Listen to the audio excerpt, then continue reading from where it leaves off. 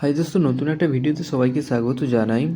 সবের একটা বেশি কমেন্ট আসছিল যে আমরা যখন অনলাইন থেকে মোবাইল নেব কী কী চেক করে নেওয়া দরকার, যেগুলোতে আমাদের প্রুফ হবে যেগুলো প্যাকেটটা আগে খোলা হয়নি। দেখো এখানে একটা সিল প্যাকেট দেখতে পাচ্ছি, যেটা দেখালাম আমি।